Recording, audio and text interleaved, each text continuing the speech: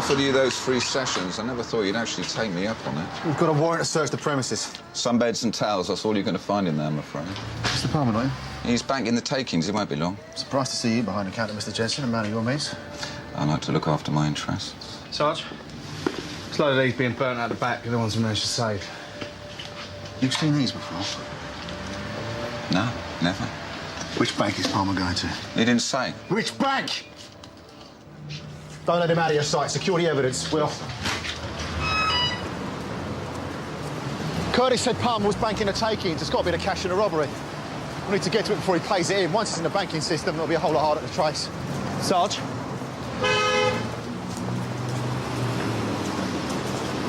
Mr. Palmer, do you want to come over here, mate? Come on. Right, just stand there, please. Let's see what's in the bag.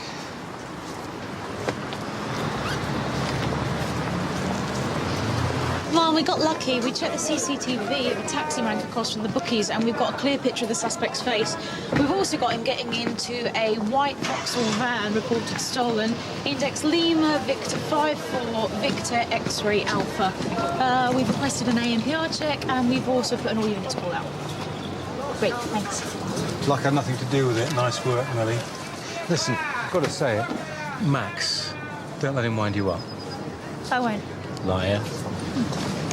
Roger and Millie have linked the betting slip to what could be our missing getaway vehicle. It's been reported stolen. Yes, it's a white Vauxhall van. The index has just come up on the ANPR cameras. There it is. Stolen vehicle we suspect was used in the armed robbery at Toying Around Toy Shop this morning. It's heading south towards Tedder Street. 0 Oscar 21, you're in the area. Can you attend? We're heading west towards a flyover. Wait, we got him. He's heading towards the underpass. It's going to run out of road, it's just dead end down there. Have we got any units on the south side of Canning Flyover? Sierra 1, we can be there in 2 minutes. His only way out is the subway. Now, we can block him off, but we need Sierra 1 to block him off at the south side of the subway. We'll be right behind him. Received. He's out. Suspect is 91 male, grey hoodie, black jacket.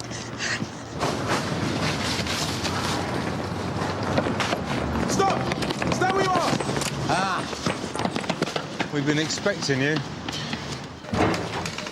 OK, so we've got them all in. Good. So what's the interview strategy? We're working on a basis. This is a family job bankrolled by Curtis Jensen. And Jade Hopkins was the decoy at the shop, and the gun found at her place was the one used in the robbery. Yes. Have we got anything else on Jeff Hopkins? Apart from the MO, nothing. If he is involved, he's made sure we can't touch him. What we do have is the CCTV footage of Ronnie Lane talking to Bill Palmer outside the toy shop the day before the robbery, phone calls made from Lane's mobile to Palmer, and we've caught Palmer in possession of 20 grand that can be traced directly back to the robbery. So Palmer was just a go-between and the whole thing was set up by Curtis Jensen? Yeah, it seems so. Don't think we're going to have a tough time proving it. No matter what we do, nothing seems to stick to this guy. And the guy we caught with a stolen van is Alex Delage. So he drove the motorbike? The levers we found had Ronnie Lane and Alex Delage's DNA all over him. Sarge, the solicitors arrived. OK, right then, we'll leave you to it. Best of luck. Where were you at 8:55 this morning? I can't remember. Short-term memory loss. Overdid it on the old wacky-backy when I was a kid. Little bit of experimenting turned into a lifetime of regret. Just say no. I'll jog your memory for you, shall I? You were in Toying Around Toy Shop on a stolen motorbike while Ronnie Lane was pointing a gun at the manager demanding cash. Not ring any bells. Then how do you think we found your DNA all over a jacket we know was used during the robbery? I'm showing the suspect exhibit BG1. I might have borrowed it sometime. From a mate. Which mate? That dope really has done some damage. OK.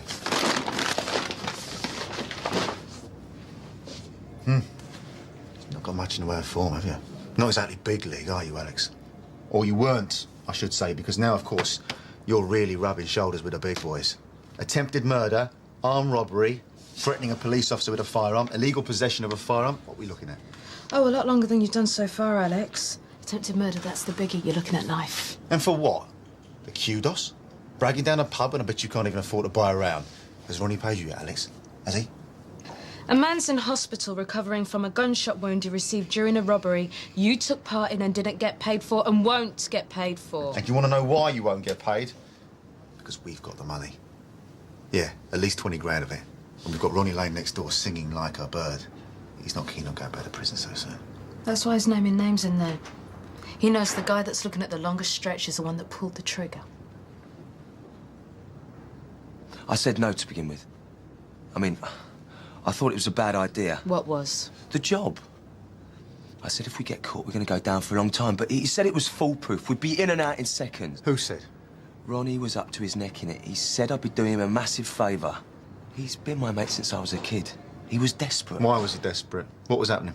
Alex, you're in no position to muck Listen, about. If you want to know, you ask Ronnie. He said the gun was a replica.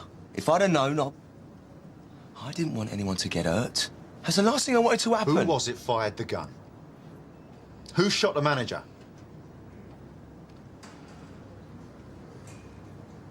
Ronnie. But Lewis is okay, yeah? Yeah, I spoke to the social worker myself. He's been taken good care of. He's okay. Thank you. Do you know why you're here? Because you think I had something to do with that robbery. And you maintain you didn't?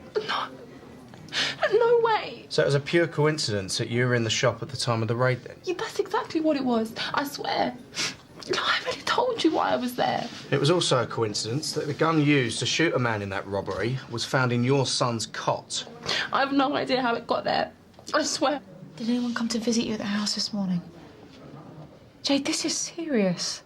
You can't just walk away from this, OK? If you're covering for someone, don't. You could end up going to jail, end up losing Lewis. Are you covering for Jeff? He said he was going straight. But I said he had no chance with me if he carried on with all that stuff. Is it Ronnie? If you're being threatened, we can help. Just please. Jade, at the minute you're being linked to armed robbery and attempted murder. You could be looking at life for this. Lewis brought up by someone else, never knowing you. Is this down to your brother? Jade, is this down to Ronnie?